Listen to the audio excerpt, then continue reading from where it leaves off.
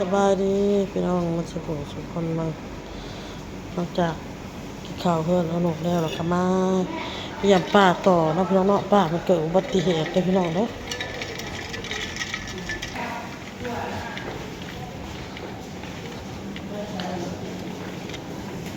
เกิดไม่เหตุทำกันกับเขาแขนหัก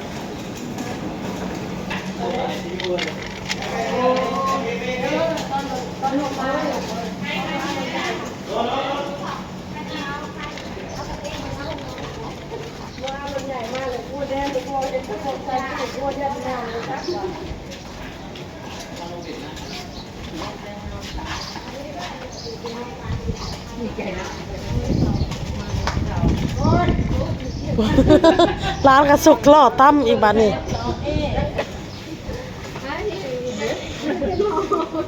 แห้งซ้ำนี่แหละค่ะว่าเจ็บเท่าไรแห้งซ้ำซ้ำคนโซ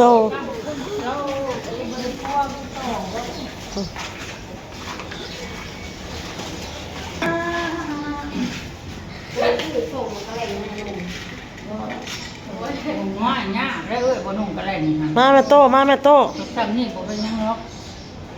ต้องพูดกันนี่บ่เป็นบ่นุ่งก็ได้บ่ได้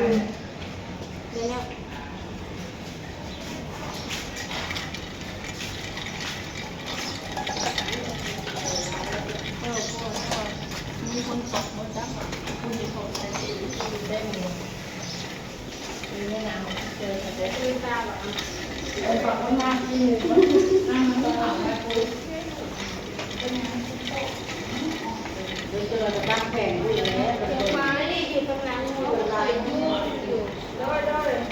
เราย่านอ๋อสิตำโต๊ะบริหารเกือบตำโต๊ะมาแต่แนมมันบอกขึ้นพี่น้องมันมาต่อหน่อยสบายดีก็เป็ดป้าก็จีเพ็ดผูกแขนให้หน้าด้วยพี่น้องเด้อง่ายทวดละกัน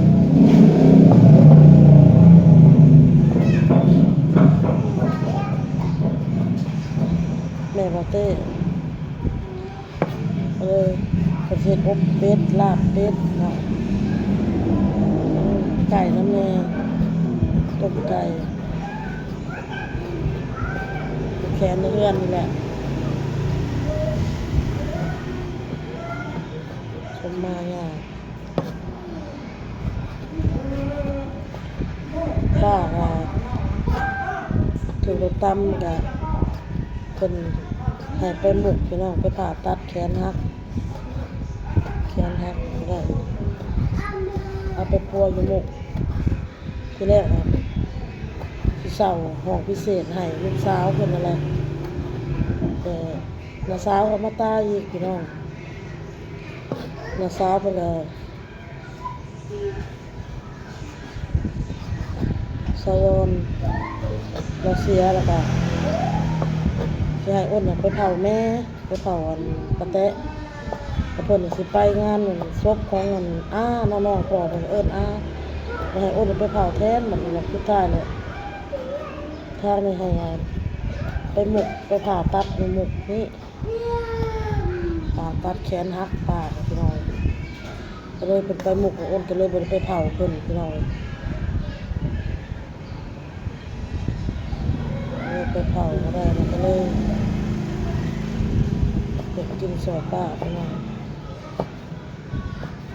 ซอยเห็ดลาบเป็ดจักสิมียังแหน่นะพี่น้องมาติดตามเบิ่งไปหาลูกก็ยังไม่ได้ไปพี่น้องขอว่าจะไปหับเอาน้องบอลมาเล่นนำยังไม่ได้ไป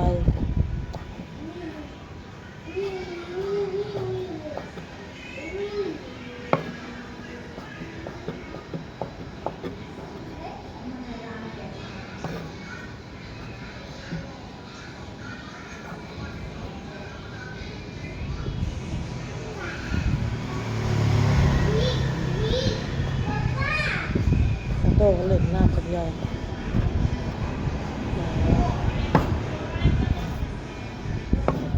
เ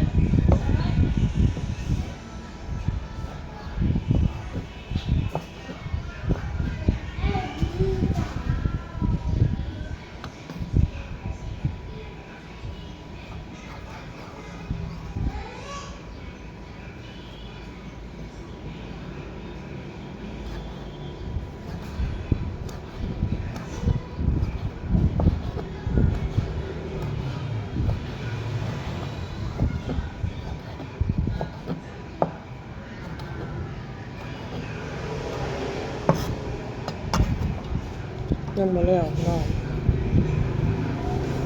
ซอย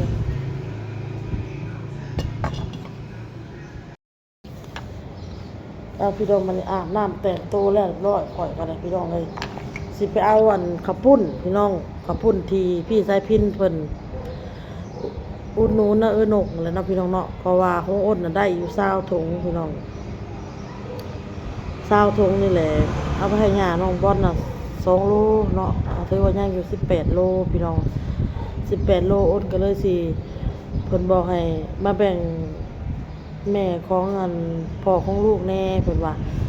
แล้วอ้นก็สิเอามาให้ย่าเพิ่นหาถุงเนาะพี่น้องเนาะกระปุ่นนะคนปาไว้อยู่เฮือนนกก็ยังบ่ได้ออกเมื่อคันออกเมื่อข่อยก็เสียคนออกเมื่อนํแต่ส่วนของข่อยสิฝากไปให้ฝากให้แม่จีดเนาะแล้วก็ฝากให้ไปทางจับปะซักเนาะพี่น้องเนาะแล้วก็กับอยู่ในสวรรค์เขตนี่แหละเพิ่นสิมาเอาเองผู้นี้ค่ะพี่น้องเอ้ยที่18บริษัทเปิดจะฝากไปให้พี่น้องแต่ว่าข่อยนี่มื้อนี้ยังบ่ได้ออกเมื่อเพราะว่ามื้อแรกนี่เพิ่นสิสมมาหญ้าเฮ็ดผูกแขนหญ้าเนาะพี่น้องเนาะแล้วก็กินปีใหม่ยังกันในเฮือนหญ้าข่อยนี่แหละคือสิบ่ได้ออกเมื่อมื้อนี้ค่ะก็ได้ออกเมื่อก็เป็นมื้ออื่นพี่น้องเอ้ยเพราะว่าข่อยอยากออกเมื่อน่ะเอาผ้ามาลงแล้วก็เฮ็ดน้ำมกน้ำหอมพดทรงผ้าในเฮือนเนาะพี่น้องเนาะเอาน้ำหอมนั่นหยังพดเฮือนพดซ่านปีใหม่ผ้าใหม่เนาะพี่น้องแต่ขอให้มันมีแต่สิ่งดีๆเข้ามาในเฮือนในซ่านเฮาพี่น้องเอ้ย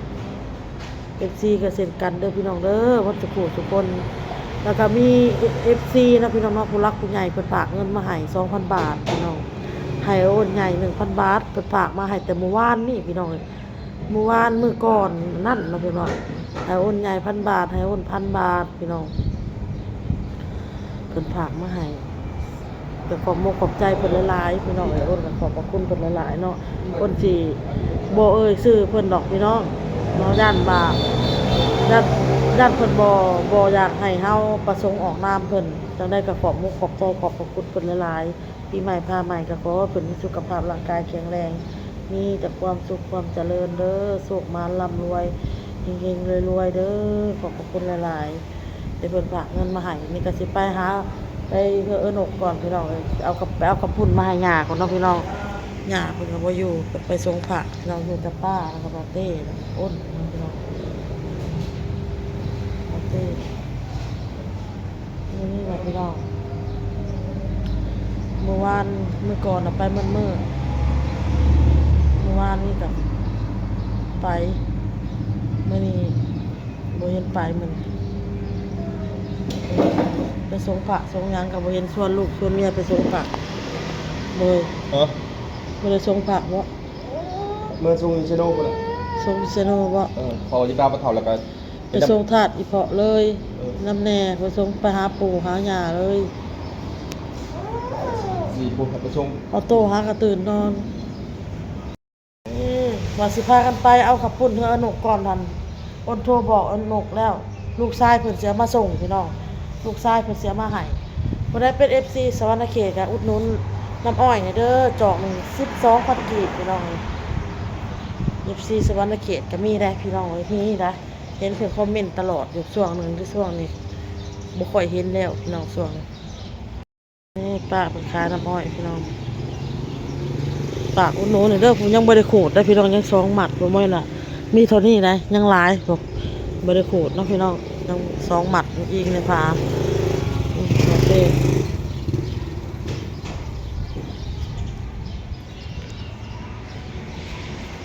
โอนก็สิออกไปข้างนอกแล้วเด้อพี่น้องเด้อที่แรกก็ว่า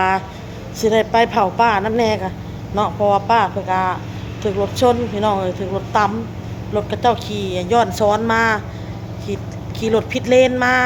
รถตำเอากับลาวค่ะแต่ว่าลุงบ่เป็นหยังมีแต่ป้าและที่นี่แหละสะวอนก็เสียพี่น้องเราก็โซมาหลายๆเดือนแล้วนะพี่น้องเสียก็เลยนักเสิร์ชลูกของผัวป้าคนน่ะเราก็สิไปทางพุ่นน้ำแน่บัด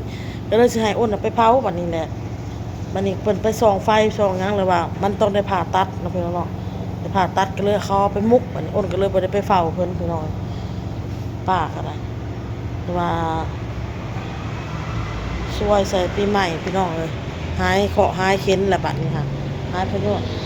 พยาธิโรคาเอาพี่น้องเนาะในช่วงหายเศร้าโอเคพี่น้องคลิปนี้อ้นก็ลาไปก่อนพี่น้องพอกันคลิปหน้าเด้อสบายดีพี่น้องบ๊ายบาย